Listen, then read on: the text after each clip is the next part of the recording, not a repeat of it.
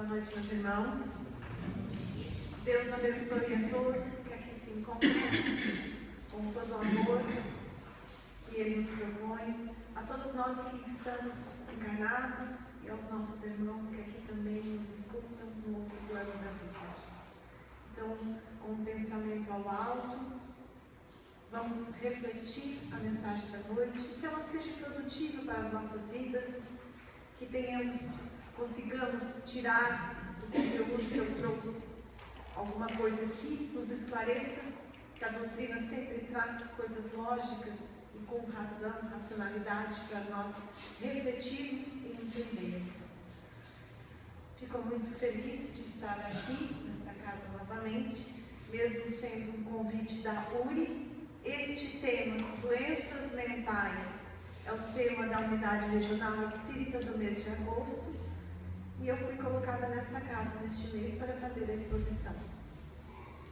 Doenças mentais é um tema bem complexo para a gente falar, porque tem muito lado do plano material, dos médicos, da medicina terrena, que a gente chama, e tem o lado espiritual, que muitos nós sabemos que várias doenças são causadas pelo lado espiritual, pelos nossos fluidos, pelas nossas energias, o que nós vibramos, e isso entra na nossa corrente sanguínea e desencadeia doenças em nós.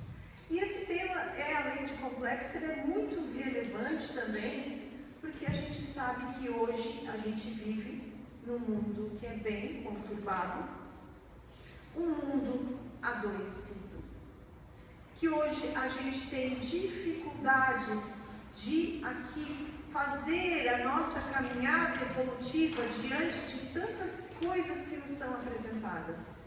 E não é fácil, e todos nós aqui soubemos que não é fácil mesmo. São tantas informações, tantas notícias negativas que nos chegam, a correria do dia a dia, dificuldades financeiras. Isso tudo vai acarretando dentro de nós energias e coisas que vai entrando na nossa corrente sanguínea, vai afetando o nosso organismo, vai desencadeando doenças através dos nossos neurotransmissores e vão para o cérebro, ocasionando também os transtornos mentais.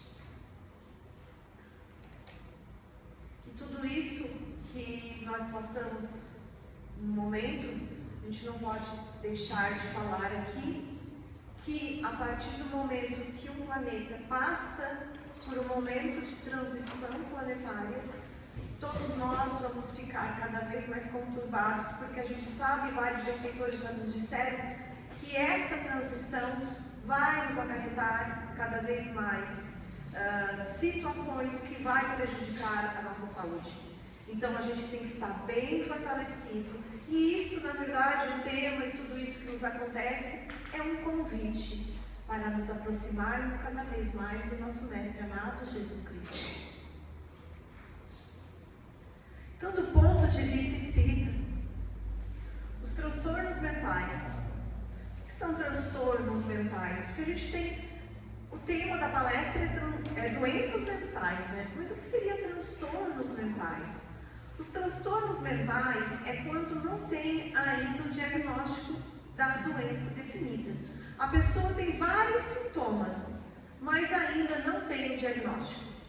A partir do momento que a pessoa tem o diagnóstico dos seus sintomas, dos seus agravantes que perturbam ela já passa a ter uma doença mental. E daí eu trouxe só algumas para a gente listar aqui, que não são poucas e tem várias outras variantes delas, Se destacando, e a gente sabe que é a pioneira aí de todas as nossas doenças, a chaga da humanidade, um dos males da nossa humanidade, é a depressão, seguido pela ansiedade, transtorno bipolar, esquizofrenia, transtorno obsessivo compulsivo, transtornos alimentares, estresse pós-traumático, transtornos de personalidade e aí vai. Esses são os principais. E sabemos que tem muitos outros. Então a gente sabe, vou ler por aqui para não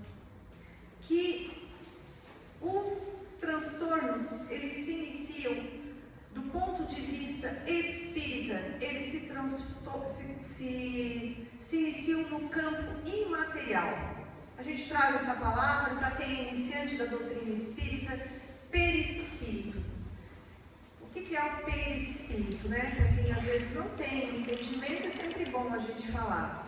A gente tem um espírito, cada um de nós é um espírito único e individual, que nós carregamos e vamos aí passando pelas excessivas encarnações.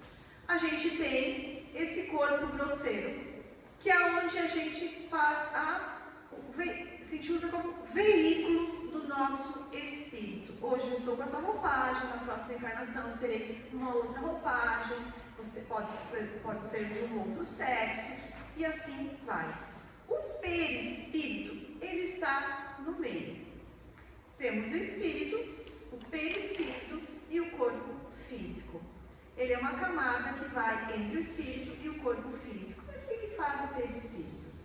O perispírito é como se fosse o nosso HD do nosso computador. Ali ele registra todas as nossas informações. Tudo que nós passamos nessas milenares de existências, nós somos espíritos milenários, tudo que nós passamos, as nossas tristezas, os nossos erros, os nossos equívocos, os nossos soerguimentos, as nossas alegrias, as pessoas que nós sofremos e que nós guardamos, o rancor, o ódio, todas as nossas imperfeições estão gravadas no perispírito.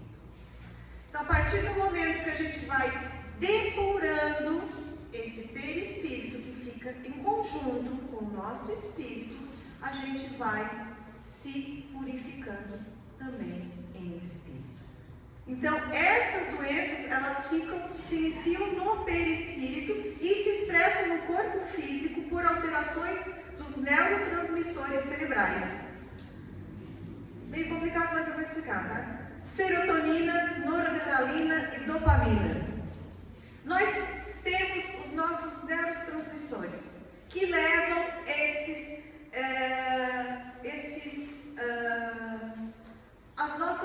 o que nós necessitamos para o nosso cérebro trabalhar de forma corretamente. Daí temos a serotonina, temos a noradrenalina, temos a dopamina.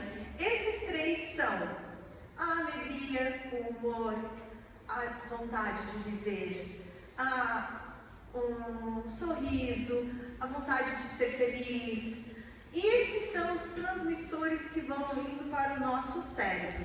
A partir do momento que eu tenho esses problemas mentais, esses transtornos, uma doença mental, eles vão afetando, vão diminuindo, vão retirando. E eles não chegam mais no meu cérebro. Eles vão sendo acarretados pelos meus transtornos, meus sintomas que agregam ao meu corpo físico. E como eu falei antes, da nossa medicina terrena, a medicina tradicional ainda não reconhece a causa espiritual como fator desencadeador das doenças mentais. Essa é uma fonte que foi retirada da Associação de Médicos Espíritas do Brasil. Embora a gente saiba que há hoje essa associação, que vai pelo Brasil inteiro, temos um em Criciúma, não sei se a Araranguá tem, já fazem várias pesquisas e vários tratamentos, psiquiatras, psicólogos e vários outros clínicos em várias outras áreas já fazem a ligação entre a doença física com a espiritual, para tentar entender o porquê que a pessoa está com aquela doença. Porque às vezes a pessoa senta na frente, diz o que sente, o médico prescreve o medicamento, mas não sabe o que a pessoa vive. Não sabe o que a pessoa vive em casa, não sabe como que é a relação da pessoa com a família. E isso tudo acarreta, e é isso que a Associação de Médicos Espíritas tenta levar nas suas assembleias, nas suas reuniões e dar esse esclarecimento.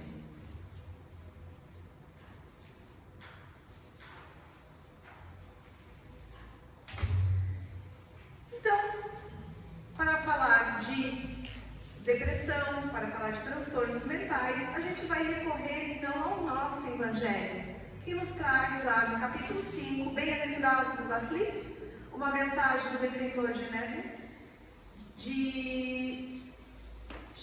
intitulado Melancolia, e está no item 25. E o benfeitor nos diz: Sabeis porque, às vezes, uma vaga tristeza se apodera dos vossos corações e vos leva a considerar amarga a vida? É que vosso espírito, aspirando à felicidade e à liberdade, se esgota jungindo ao corpo que lhe serve de prisão. Em vão os esforços para sair dele. Reconhecendo inúteis esses esforços, cai no desânimo, e como o corpo lhe sofre a influência, torna-vos a lassidão, o esgotamento, o abatimento, uma espécie de apatia, e vos julgais infelizes. Mensagem do benfeitor Genevieve em Bem-aventurados os aflitos no Evangelho segundo o Espiritismo. Quando a gente fala no Evangelho segundo o Espiritismo, a gente lembra logo de Jesus, porque lá está toda a moral do Cristo. E nesse capítulo 5, Jesus nos traz todo o entendimento, todos os problemas que a gente tem que passar, do Sermão da Montanha, né, das bem-aventuranças, e ele nos traz ali a dor. Bem-aventurados os aflitos. E quando Jesus nos coloca o motivo da dor, é que nós temos que lembrar que Ele, Jesus, que aqui está conosco no momento, Ele sempre vai estar com a mão no nosso ombro. Ele conhece cada um de nós que estamos aqui, o íntimo de cada um de nós que estamos aqui. Os sentimentos, as dores, as aflições, por muitas vezes não falamos para ninguém e às vezes não queremos nem nos escutar. Às vezes nos escondemos atrás mesmo de nós. Mas Jesus sabe e conhece. Jesus conhece a nossa dor. Jesus conhece as nossas imperfeições. Porque Jesus sabe que nós somos ainda espíritos ainda engatinhando, mas somos espíritos a caminho da perfeição. Assim como Jesus, nosso amado Cristo, conhece as nossas imperfeições, Ele também conhece a virtude de cada um de nós aqui. Além da virtude, Jesus também sabe o que cada um leva no coração e o esforço que cada um de nós aqui fazemos para nos melhorarmos através do seu Evangelho de amor.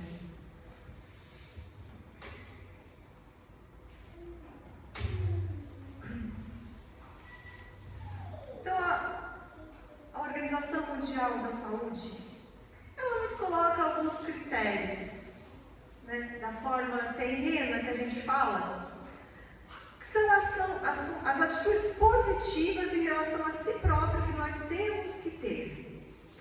Eu acredito que se nós lermos esses 5 itens que a Organização Mundial da Saúde coloca para nós, que nós temos que ter para ter uma saúde boa, eu aposto que ninguém vai apontar os 5 que tem. Eu não consegui ainda listar um, porque é bem difícil.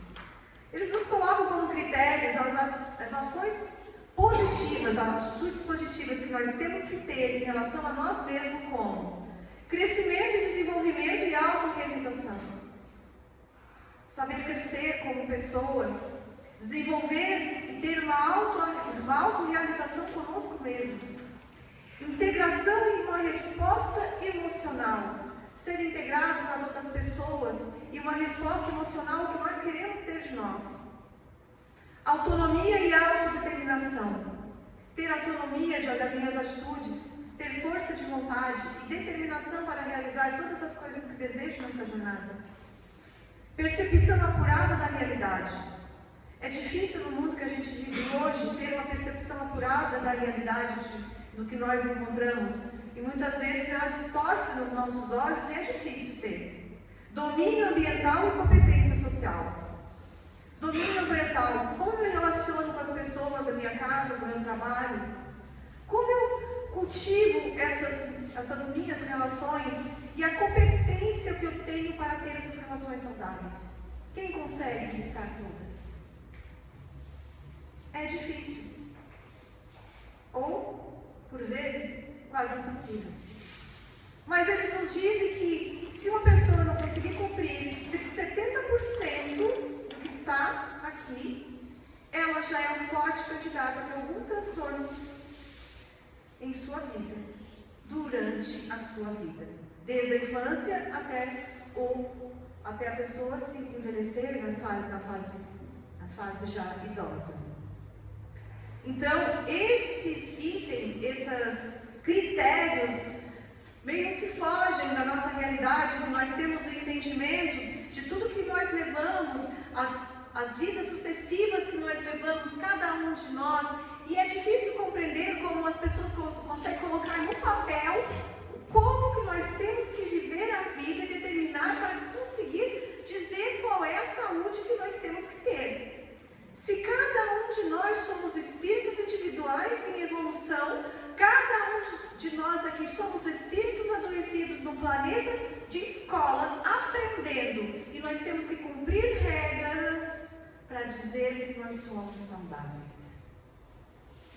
Mas Jesus está aqui com o nosso Evangelho para nos abraçar e nos dar o amor.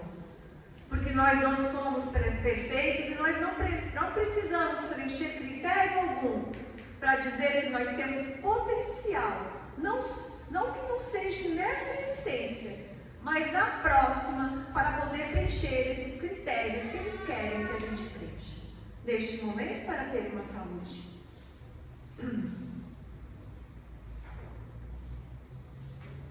Daí eu trouxe alguns dados epidemiológicos, só para dar uma assustada na gente. Em todo o nosso globo, 1 bilhão de pessoas apresentam algum tipo de transtorno mental. Comunidades mais pobres e com pouco acesso à educação apresentam maior risco de alteração da saúde mental.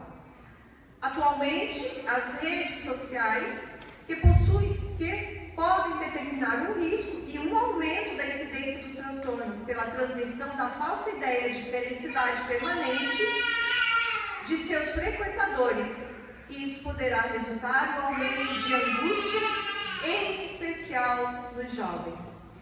O principal transtorno mental detectado é a depressão, seguido pelo transtorno de ansiedade nos países de baixa renda. Fonte: Organização Pan-Americana de Saúde. Considerando, meus irmãos, que hoje nós temos aí 8 bilhões de habitantes no nosso globo, então vamos dizer, em cada 8 habitantes encarnados, um tem um transtorno mental. O número é bem elevado.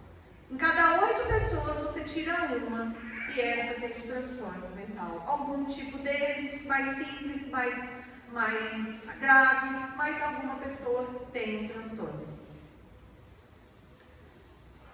Muitas vezes a gente tem essa dificuldade, de fazer essas leituras de todas essas situações que nos rodeiam, como nos falam ali, e conseguir agir com os nossos sentimentos e reagir da outra forma que o outro reage também. Ali nos fala, a fonte do OPAS nos fala que as comunidades mais pobres têm mais riscos de alterações mentais, e isso também não é assustador para nós, porque já parece meio que com certeza a gente sabe que eles têm poucos, eles são mais vulneráveis em relação à alimentação, em relação à educação. Os pais ficam fora às vezes o dia inteiro, às vezes deixam as crianças na escola em período integral. Não que isso vá prejudicar, tendo uma base moral um alicerce bem reforçado da base moral. Mas a gente sabe que nessas famílias que são mais vulneráveis, às vezes o carinho lhe falta, a atenção lhe falta, porque os números de filhos também são maiores, a educação, tudo isso lhes falta mais. Então são crianças que já podem desenvolver desde o início já algum tipo de transtorno, já algum tipo de deficiência, que isso pode agravar na vida adulta. E nos fala aí também das redes sociais, é isso que a gente toca, eu bato sempre na tecla em todas as minhas palestras, que as redes sociais, na verdade, para nós que não soubermos utilizar, buraco negro, se você for olhar para ela, você cai e não volta mais. Ela é um buraco sem fim. Então você tem que ter muito discernimento, muita sabedoria, muito entendimento do que você vai ler, do que você vai assimilar para dentro de si. Nós que somos adultos, uns letrados ou não, às vezes nós sofremos. Sofremos com as leituras tristes que nós vemos, com as notícias, com os xingamentos, com as coisas ruins que nós assistimos, colocamos. Sim, sofremos pela falsa ilusão da felicidade colocada, porque muitas vezes você vê fotos lá de pessoas sorrindo, igual propaganda de margarina, família feliz, parece que ninguém tem sofrimento, você olha para a sua, todos nós aqui em casa temos, e você tem aquele sentimento de diminuição dentro de você. Então, por isso as redes sociais, por nós adultos já é difícil de nós manobrarmos. Agora você imagina uma criança, um adolescente, uma criança, vamos começar por exemplo, uma criança que tem sentimentos tristes, está no seu quarto, a família vê que a criança está triste, ou um adolescente, só que a família não dá importância para o sentimento, diz que é besteira, muitas vezes, diz que aquilo ali é fase, né? Aborrecência, é fase, está assim porque é fase, fica trancado no quarto. Mas muitas vezes, meus irmãos, aquele adolescente que está lá no quarto, assistindo uma rede social, vendo notícias, é uma criança que já está criando dentro dele um sentimento que pode ser levado para a vida adulta e lá na frente se transformar numa ansiedade, num transtorno compulsivo, numa depressão grave. E esses sintomas podem ser acarretados também pela influenciação espiritual, que pode tornar cada vez mais grave, que nós podemos puxar aí sobre a fascinação e sobre a subjugação, que são as influenciações dos espíritos mais graves sobre nós. Então, na visão médica espírita, a doença mental é quando um ser espiritual está adoecido. Não é o nosso corpo físico que está adoecido.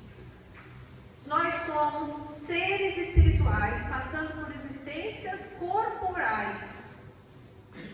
Eu hoje sou Magali, depois eu não vou ser mais. Eu estou aqui como Magali, estou passando uma existência, uma experiência corpórea.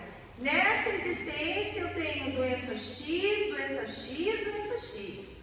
Na outra eu vou talvez aparecer com as mesmas doenças, se caso eu não conseguir daqui purificar dessas doenças que eu consegui através desses transtornos mentais. E essas doenças, na verdade, a gente sempre vê como, a gente sente um sentimento assim, mas por que eu? Por que eu tenho essa doença? Por que eu estou passando pela essa prova? Por que eu estou passando por uma depressão? Por que eu tenho ansiedade? E a gente nunca olha pelo outro lado. Se somos seres espirituais passando por uma experiência corpórea, nós temos que entender que qualquer situação que eu passe aqui, ou eu escolhi na erraticidade para passar, ou foi ocasionada por mim agora aqui nessa existência. Algum mal eu fiz para ter essa doença já aqui, e aqui eu estou pagando já como prova. Estou quitando ela. Então tudo que nos passa na nossa vida, a gente tem que tentar tirar um aprendizado e às vezes ter um olhar mais ao alto. Olhar ao alto e não olhar tanto o plano terreno, para sabermos que o que a gente passa são maneiras e formas de purificação do nosso espírito, para nós avançarmos aí na nossa evolução espiritual.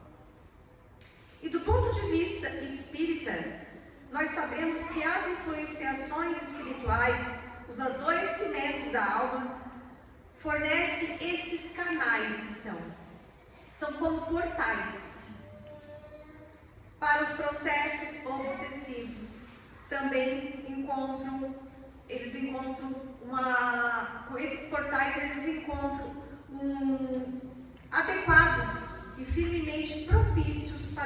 capacidade do desenvolvimento do desequilíbrio mental. Então, quanto mais eu me desequilibro mentalmente diante de tudo que é me apresentado, quanto mais a minha vibração baixa, quanto mais eu deixo de fazer orações, quanto mais eu me afasto das leis divinas, porque no Evangelho, no Livro dos Espíritos, nos diz que a gente sofre cada vez mais, quanto mais das leis divinas nós nos afastamos. Quanto mais eu me afasto das leis divinas, mais eu vou sofrer, mais a minha vibração vai baixar e mais eu vou ter aberto estes portais para os irmãos chegarem mais próximos a mim. E às vezes me ajudarem a fazer ações que não querem, às vezes a ter sintomas que não querem, a fazer ações que não querem, às vezes eu pego até o meu controle de algumas atitudes, que é um alto grau já de obsessão, que a gente chama de subjugação. Tem a obsessão simples, que é aquele simples e cômodo, né? Você sente aquela vontade de fazer, aquela coisa incomoda, às vezes você faz, mas você se arrependa, mas fica aquele sentimento te incomodando. Mas aí são vários graus de obsessão que vai cada vez mais aumentando. Mas o que nós necessitamos para curar disso? Jesus. Quanto mais nós nos aproximarmos de Jesus, do seu Evangelho, de Deus, quanto mais nós nos protegermos e criarmos alicerces firmes, bases para a nossa fé, menos nós teremos esses portais abertos para esses irmãos se aproximarem de nós. Queremos sim que eles se aproximem de nós, mas irmãos de luz, nossos guias espirituais, os nossos mentores, espíritos que nos ajudem na nossa caminhada, não os que ficam atrás de nós para nos atrapalhar na nossa jornada evolutiva. E nós temos motivo para isso e vou falar aqui mais na frente.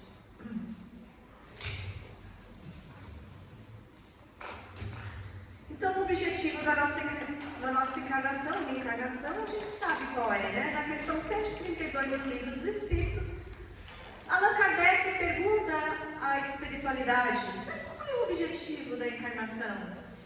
E os Espíritos respondem: Deus impõe com o objetivo de nós nos tornarmos perfeitos. Mas não é assim. Deus coloca a encarnação como esse objetivo, mas para nós chegarmos a essa perfeição, nós teremos que passar por essas sucessíveis encarnações para purificarmos todo o nosso espírito, para nós nos tornarmos espíritos puros. E aí nós estamos bem longe disso, e todos aqui sabem que nós somos ainda espíritos imperfeitos. Mas com o amparo e com a ajuda do Cristo, de todos os seus mensageiros, nós seguimos firmes e fortes na nossa caminhada e na nossa jornada. Então nós sabemos que a partir do momento que eu tenho então essas sucessivas reencarnações, para eu purificar o meu espírito, eu tenho gravado, como eu falei lá no início, o meu HD, o meu perispírito. Lá ficam gravados, registrados, todas as minhas falhas, todos os meus equívocos não resolvidos em outras existências, ou talvez nessa. Então, nós temos que ver a nossa jornada, ver as nossas dificuldades como uma forma de cura, de aproveitamento, de cura, de purificação para o nosso espírito. E mesmo que a gente não consiga, talvez, chegarmos a concluir todas as provas e conseguir passar por cada dificuldade, porque nem sempre nós conseguimos, vai ser a gente fica assim, eu vou deixar para melhorar na próxima encarnação. Eu vou passar assim nessa, eu vou passar assim mesmo, na próxima, quem sabe, eu me lapido, vou me melhorar, essa eu vou ficar assim como eu estou. Não estou assim com essa vontade de fazer, porque a gente sabe que tem que ter muita renúncia para nos transformarmos intimamente. E muitos de nós, às vezes, não temos essa vontade. Mas o que acontece com um ser encarnado que tem um espírito dentro, que, como diz o nosso benfeitor Geneve, ali no item melancolia, o espírito está preso dentro de nós e aspira essa felicidade? O que acontece? A nossa encarnação, ela fica nula. Passamos sem avançar. Nós não vamos retroagir, mas vamos ficar como viemos na outra encarnação. E não é isso que nós queremos, porque nós estamos aqui numa oportunidade divina de nos melhorarmos. Mas essa transformação, ela tem que vir de dentro para fora.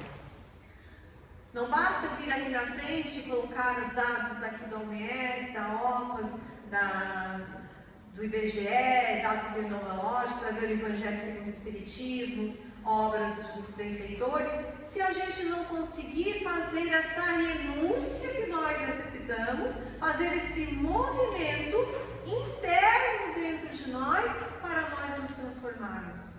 Porque essa transformação, essa purificação, para nós não chegarmos a essa melancolia, para que o nosso espírito que habita aqui dentro de nós não queira ficar com essa melancolia, muitas vezes se sente ali mais atordoado, porque ele já se sente preso por estar aqui dentro.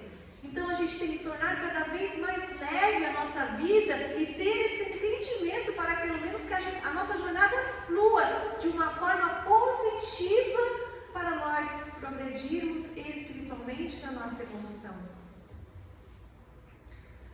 E não nos enganemos, porque todos nós estamos fadados para chegarmos à perfeição. Cada um no seu tempo, cada um na sua hora, mas todos nós chegaremos lá. A obsessão na doutrina espírita é a ação persistente que o espírito mau exerce sobre o indivíduo. Apresenta caracteres muito diversos, desde a simples influenciação moral, sem perspectiva em sinais exteriores, até a perturbação completa do organismo e das faculdades mentais. Obsessão simples, fascinação e subjugação. Fonte Allan Kardec, do Evangelho segundo o Espiritismo, capítulo 28, item 81, e Allan Kardec, a obra Gênese, capítulo 14, item 45. Essa ação, essa influenciação que eu vim falando desde o início, quando a gente baixa a nossa vibração, aquele nosso irmão, não é que ele seja às vezes mal. A gente sempre diz assim, o obsessor é mal. Às vezes ele é um espírito ignorante. Às vezes é um espírito que está longe das leis divinas e que na verdade ele não sabe nem como se manifestar. E às vezes, assim como nós temos irmãos encarnados, que hoje a gente julga eles como maus, nós temos também irmãos no plano espiritual que também são maus. Porque nós aqui só temos a roupagem. A partir do momento que nós estamos no outro plano, nós continuamos a mesma pessoa, o mesmo espírito. Então, quando um espírito se aproxima de mim através de uma influenciação que me causa talvez uma obsessão, não é que esse espírito seja mau e ele vai ser sempre mau. Ele é um espírito que está doente ainda e não evoluiu. Então, essa necessidade que eu vou falar e vou repetir aqui, porque o tema é doenças mentais, eu vim aqui para auxiliar, não foi para assustar, é trazer esse convite para trazer o Evangelho para nós, trazer a mensagem de Jesus, trazer esse convite do amado Mestre para ele fazer parte da nossa vida. Ele está com a mão em cima de nós sempre e ele conhece os nossos corações. Ele sabe dos nossos sofrimentos, então entregamos a nossa vida a Ele. Mas não entregamos a nossa vida a Ele somente quando nossas lágrimas correrem do rosto. Entregamos a nossa vida a Ele todos os dias, a todo momento, assim como o Pai. Não entregamos, não pedimos, não fazemos um Pai Nosso quando a tristeza e o sofrimento bater na nossa porta.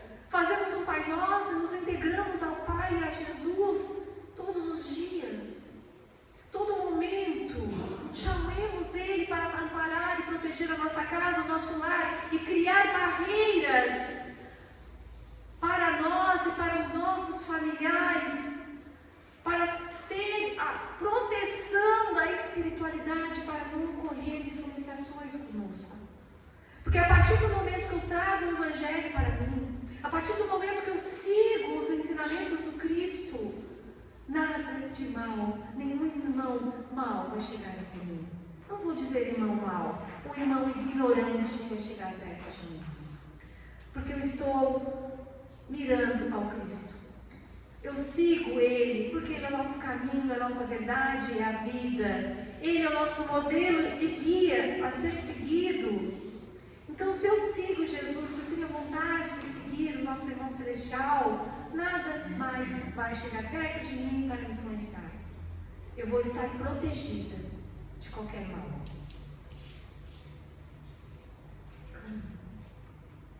Daí a gente traz lá no Consolador, Emmanuel, na questão, no item 51, a loucura é sempre uma prova, porque muitas vezes, antigamente principalmente, né, quando a pessoa estava com uma doença mental, ela era tratada como louca.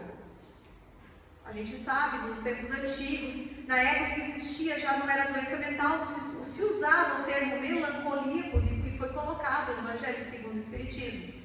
As pessoas às vezes eram médiuns ostensivas, às vezes as pessoas estavam obsediadas, às vezes as pessoas tinham transtornos e elas eram colocadas todas juntas no mesmo recinto e eram colocadas, às vezes amarradas, às vezes com choque, coisas bem primatas, coisas que hoje a gente vê, que nós lemos na verdade, às vezes assistimos até alguns filmes que passam isso, mas isso é real. Pessoas que foram às vezes machucadas, por às vezes ser médios ostensivos, que eram colocados como loucos, ou pessoas obsessivas que eram tratadas como loucos. E esse texto que Emmanuel escreveu e ditou para Chico é mais ou menos nessa época. Ele nos diz assim: o desequilíbrio mental é sempre uma provação difícil e dolorosa. Essa realidade, contudo, podendo representar o resgate de uma dívida do pretérito escabroso, e desconhecido pode igualmente construir uma resultante da imprevidência de hoje, no presente que passa, fazendo necessária, acima de todas as exortações, aquela que recomenda a oração e a vigilância.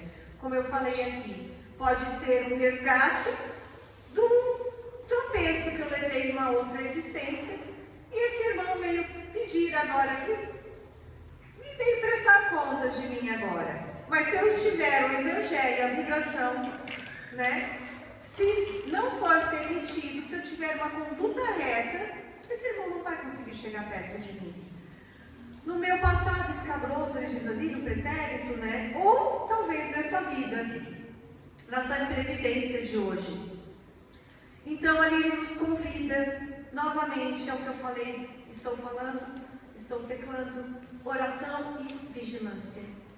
Por isso que necessitamos dessa oração e dessa vigilância a todo momento. E essas influenciações, também a gente pensa assim, eu sou influenciada por um irmão do outro plano. A gente pode ser influenciada por um encarnado também. Quantos de nós não somos? Né? A gente pensa, eu estou sendo influenciada por um espírito, mas a pessoa que está ao seu lado, com a veste corpórea, também é um espírito. E também ela pode influenciar para coisas que você não quer fazer. Há influenciações de espírito para espírito, de encarnado para desencarnado, de encarnado para encarnado, de desencarnado para encarnado, e assim vice-versa. Há vários tipos de influenciações. Então a gente tem que ter muito cuidado também com as nossas relações sociais com pessoas encarnadas também, porque eles também podem nos influenciar e nos tirar do caminho da nossa evolução. Isso aqui eu vou passar bem rapidinho, porque o tempo já está se encerrando aqui. Então tem o tratamento profissional aí que a gente fala, né, da casa espírita, das coisas que a gente pode fazer para os aspectos que a gente pode evitar esses transtornos, né? Porque o autoconhecimento, nos conhecermos a nós mesmos, como Santo Agostinho nos fala, né? Conheça-te a ti mesmo, compreensão do processo de adoecimento da alma, compreender o que eu sinto no meu coração, né? O que eu tenho, que muitas vezes a gente não quer saber o que sente, se esconde atrás, às vezes, de uma maquiagem, se esconde atrás de um boné para os homens. Muitas vezes a gente esconde um copo que às vezes está borbulhando. Resoluções dos conflitos internos. Resolver o que eu passo na minha vida, o que eu posso melhorar para sair disso. Diminuir o medo do enfrentamento pessoal. Muitas vezes a gente não quer se enfrentar. Muitas vezes a gente quer se esconder. E ali a foto do espelho é assim, quando a gente vai sair de casa, a gente olha todos os itens, né? Se o cabelo está bom, se a maquiagem está boa, se o meu batom está retocado, né? Não para os homens, claro, para as mulheres. Se a minha roupa está bem vestida, para me sair na rua. E esse aqui é uma listagem das coisas que a gente tem que fazer para também sair na rua, para viver. Itens, coisas que a gente tem que levar conosco, na nossa consciência, e coisas que nós temos que meditar no nosso íntimo. Daí ele também continua: diminuir a resistência de escutar a si próprio e de confrontar os medos. Muitas vezes a gente tem essa resistência, né? A gente não tem um acolhimento com nós mesmos. A gente se cobra e a gente quer ajudar o outro. A gente não se acolhe, se culpa. E aí também nos traz aquela tristeza. Ações em benefício próprio e da coletividade. E aqui, né, a gente tem que saber que para a gente ajudar a coletividade, que é uma caridade, que nós estamos aqui todos como irmãos e devemos fazer isso, primeiro devemos cuidar de nós mesmos. Se eu não tenho saúde, se eu não me aceito, se eu não me conheço, eu não posso ajudar o meu irmão que está ao lado, que está em dificuldade.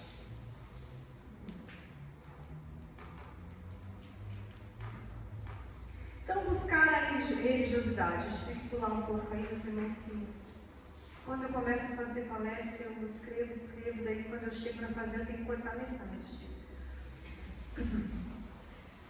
Buscando a espiritualidade e a religiosidade. A espiritualidade desde o início, né? Ela traz um conforto e um consolo.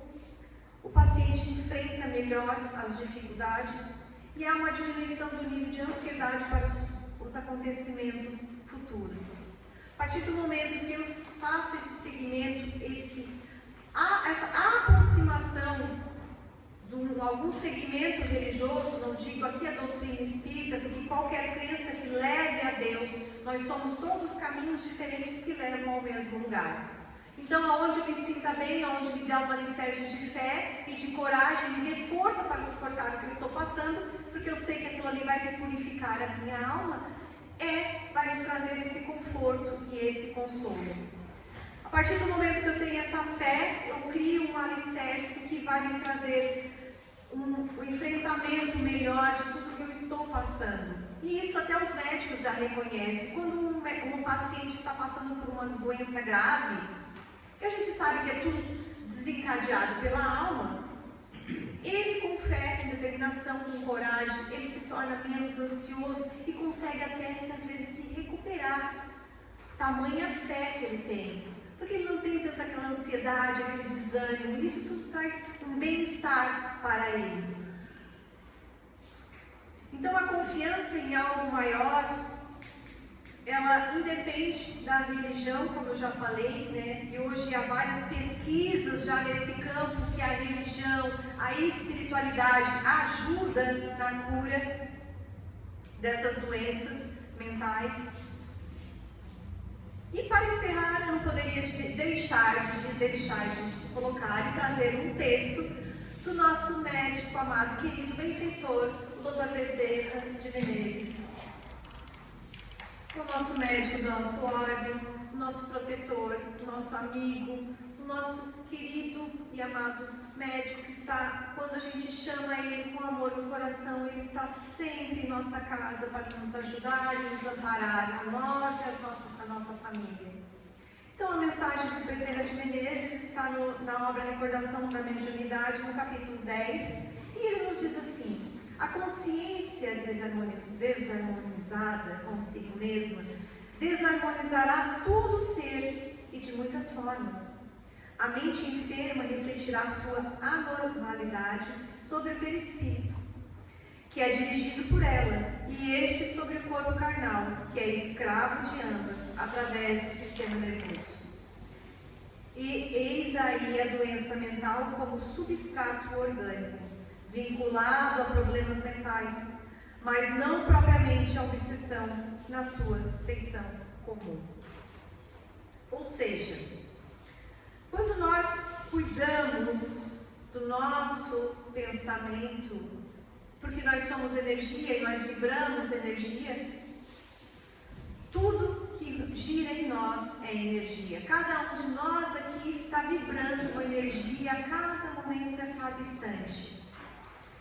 Quando nós cuidamos do nosso pensamento, quando nós nos situamos dentro das leis morais, quando nós aprendemos a compreender o Evangelho de Jesus e aplicar dentro das nossas limitações individuais, porque todos nós temos as nossas limitações, mas o importante é a força de vontade e a renúncia e a coragem de fazer esse movimento, de seguir em frente para nos melhorar.